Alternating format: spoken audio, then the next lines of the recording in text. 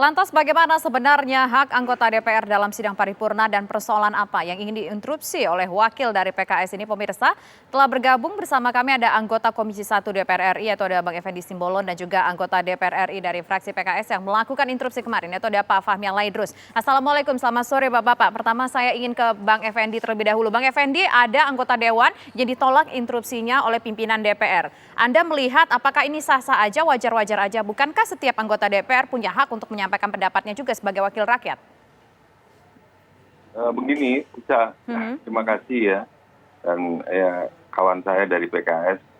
Jadi acara sidang paripurna hari Senin itu kan telah diputuskan melalui BAMUS minggu yang lalu, dan sesuai undangan 5 Oktober itu acaranya kan tunggal. Jadi rapat BAMUS itu kan rapat representasi pimpinan fraksi dan pimpinan DPR untuk membahas agenda-agenda dari persidangan. Nah, di situ sudah jelas dan sangat jelas bahwa agendanya tunggal. Agendanya adalah menerima atau mendengar laporan hasil fit and proper test dari Komisi 1 terhadap calon Panglima TNI yang disampaikan melalui surpres, dan itu akan dimintakan selanjutnya pengesahan atau persetujuan paripurna. Jadi itulah yang menjadi dasar dari Mbak Puan sebagai Ketua DPR ya untuk mengamankan agenda dari sidang paripurna yang merupakan agenda tunggal. Jadi kita semua memahami itu, semua anggota DPR paham itu bahwa selain di luar dari agenda itu ya tidak perlu kita melakukan. Tapi kan belum tahu Bang, kalau ngomong agenda tunggal Bang, kita belum tahu mungkin apa yang ingin disampaikan oleh pihak dari PKS. Apakah mungkin juga berkaitan tentunya dengan penentuan Panglima TNI, tapi kita belum tahu, langsung ditutup begitu saja. Mungkin ini yang juga menjadi pertanyaan dari masyarakat Bang. Itu kemarin saya juga ada dialog seperti ini di media. Saya mendengar bahwa kawan saya dari PKS itu akan menyampaikan hal yang di luar dari konteks masalah calon Panglima TNI, ada masalah pendidikan dan seterusnya lah. Gitu. Saya kira bukan mengurangi hormat, mengurangi hak konstitusi dari setiap anggota, hak politik. Ya, apalagi itu forum paripurna, bukan. Jadi saya ingin meluruskan saja bahwa itu adalah tata tertib kita, jadi etika bersidang kita, gitu. Jadi ketika kita di BAMUS dan semua, termasuk fraksi PKS pun kan turut di dalam keputusan BAMUS itu. Jadi kita siogianya tidak lagi kemudian menambah, mengurangi dari apa yang menjadi agenda tunggal itu, apapun gitu, bukan hanya agenda ketika kita ingin melakukan fit and proper atau pengesahan calon panglima saja, tapi apapun kalau kita bicara tunggal, bicara yang memang spesifik dalam persidangan, di situ kita hanya fokus dan tidak ada kebiasaan interupsi kemudian dilakukan di persidangan itu.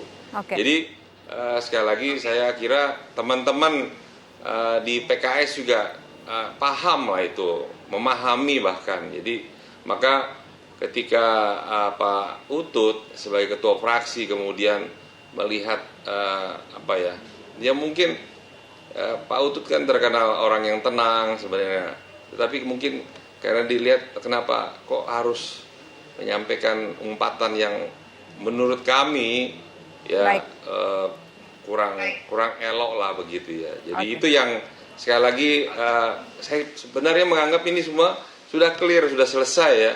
Dan sekali lagi kami menghormati fraksi PKS, menghormati seluruh anggota yang terhormat ya, tidak ada kita berpikiran apapun, dan itu semata-mata karena etika dan juga kebiasaan kita bila kita mensepakati sebuah agenda tunggal di dalam persidangan. Oke, kita dapat poinnya Bang Effendi. Sekarang saya ingin ke Pak Fahmi Laidrus. Pak Fahmi, memangnya mau menyampaikan apa? Ada yang disampaikan tadi oleh Bang Effendi ingin menyampaikan hal yang di luar pembahasan kemarin soal Panglima TNI. Ada hal lain yang ingin disampaikan. Apakah benar? Mau ngomongin apa sih Pak Fahmi? Iya, terima kasih TV One. Bang Simbolon, selamat sore. Fahmi. Jadi ini peristiwa pasti banyak hikmah ya, banyak pelajaran yang bisa kita ambil. Jadi saya memahami sidang paripurna ini adalah kesempatan yang sangat berharga, di mana setiap anggota dewan bisa menyampaikan pandangan, pendapat, opini, yang semuanya tentu bermuara pada kebaikan dan kemaslahatan. Ya, pasti itu kemaslahatan rakyat. Apalagi kita anggota dewan ini kan mewakili konstituen kita. Bahkan kalau kita bicara partai misalnya PKS setidak-tidaknya mewakili 11 juta pemilihnya. Ini kesempatan emas, kesempatan yang sangat berharga di paripurna untuk menyuarakan aspirasi suara rakyat yang masuk melalui PKS. Nah, pada saat paripurna penetapan Panglima TNI, PKS tentu sepakat sudah nggak ada masalah dengan penetapan Panglima TNI tersebut. Oke. Cuma itu kesempatan yang bagus ketika Panglima. Baik, halo Pak Fahmi. Mempertahankan kedaulatan negara dari berbagai macam ancaman, perpecahan dan sebagainya. Nah, saya hendak menyampaikan satu sisi lain yang bukan tidak mungkin ini menjadi ancaman terhadap degradasi moral dan moral bangsa. Apa itu? Yaitu kontroversi dari Permendikbud nomor 30 2021 yang diterbitkan oleh Kementerian Pendidikan Kebudayaan dan Ristek. Ini yang ingin saya sampaikan. Jadi kami ingin melengkapi bahwa negara kita ini selain mempertahankan kedaulatan dari ancaman negara, kita juga dihadapi dengan ancaman degradasi moral.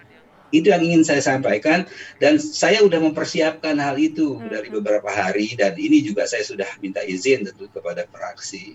Nah, ketika kemudian akhirnya tidak mendapatkan izin, maka terjadilah apa yang terjadi. Oke, baik. Terjadilah apa yang terjadi, kita tahan sampai di situ. Juga terjadilah apa yang terjadi, katanya ada kata-kata yang dinilai menyerang personal dari Ketua DPR. Termasuk juga nanti ada beberapa hal lain yang ingin kita tanyakan. Nanti kita akan bahas ya Pak Fahmi ya, kami kembali sesaat lagi.